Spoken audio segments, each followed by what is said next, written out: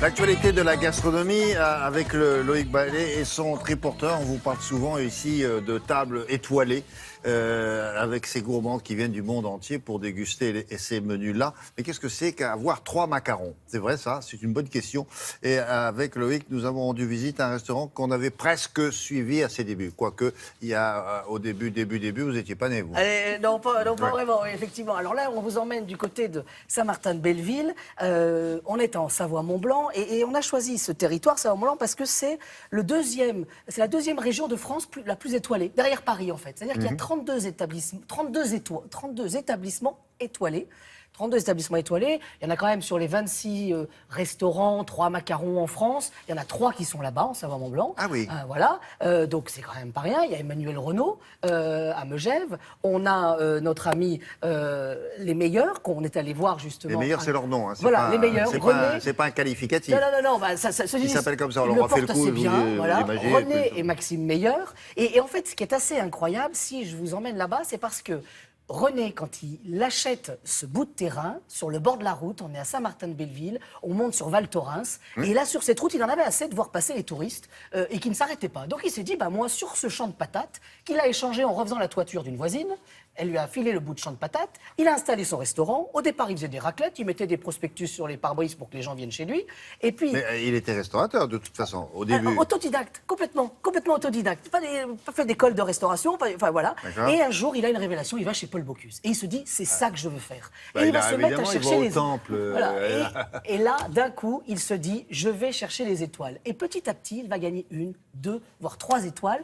Et c'était important de se rendre chez lui parce que chez René et Maxime, on est allé les voir au moment où ils venaient d'avoir les 3 étoiles. Donc ils étaient en euphorie. Tout le monde, les téléphones sonnaient, tout ça. Mais nous, on est allé voir 2 ans après. Bah, qu'est-ce que ça apporte d'avoir 3 étoiles Ils dans ont ce dit quoi, guide-là. des ans non Alors là, c'est-à-dire qu'ils n'arrêtent pas de travailler. Les gens viennent du bout du monde pour venir goûter leur cuisine. Alors nous y sommes allés. Regardez.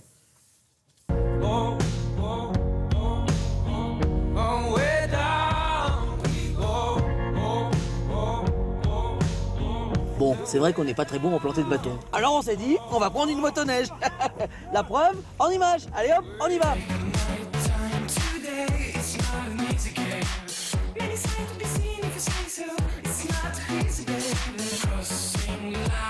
Il y a combien de temps il y avait quoi là? Il paraît qu'au début il y avait un champ de patates. Ça a démarré par un champ de patates. Un champ de patates que j'ai échangé avec une voisine pour lui refaire son toit. Donc toute l'histoire a démarré comme ça. On est en quelle année là? 76. L'histoire, c'est que je voyais arriver tous les skieurs au bord de la route, affamés. Il y avait 200-300 personnes qui arrivaient et j'ai décidé de leur donner à manger. Voilà. Cette idée de restaurer des clients, elle n'a pas changé, même aujourd'hui avec 3 étoiles? Non, c'est exactement la même chose. Ça nous a libérés de tout ce qui était un peu compliqué, de savoir si on pouvait arriver ou pas arriver. Là, on y est, donc tout est libéré. Ça veut dire que ces 3 étoiles, c'est plus une libération qu'une camisole pour vous? Ah ben, c'est une libération totale. Hein. Bon, puis René, on lui met pas de camisole. Non, c'est pas possible.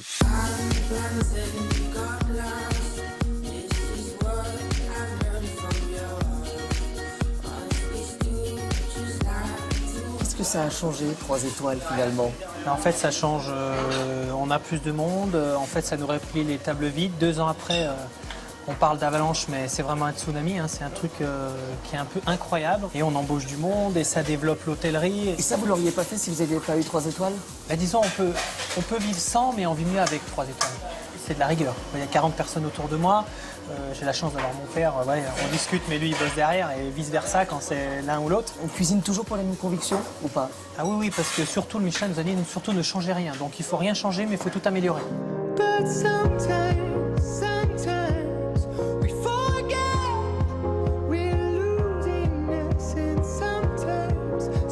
Je crois qu'on atteint les records d'altitude pour la cuisine dans le triporteur. Ah ouais, donc 2700 mètres. Ah oui. Là, on est au niveau dans la vallée des Bellevilles. On a un panorama sur la Vanoise. Là, on est plutôt végétarien dans cette recette. Alors, on va faire en fait blanchir chaque légume séparément. Alors là, on a des radis glaçons. On va avoir des petits radis multicolores, des betteraves, encore une fois, de plein de petites couleurs, des mini poireaux, Il y a des hoquets crônes. du Pérou, on a des crônes. Là-dessus, on va mettre un petit chou là. Et après, on a des petites herbes, hein. On a des oseilles de différentes couleurs. Et là-dessus, on va mettre une crème triple. René, Ça, la c'est papa triple qui va crème. La triple crème, c'est la première crème qui est sur le chaudron de la traite.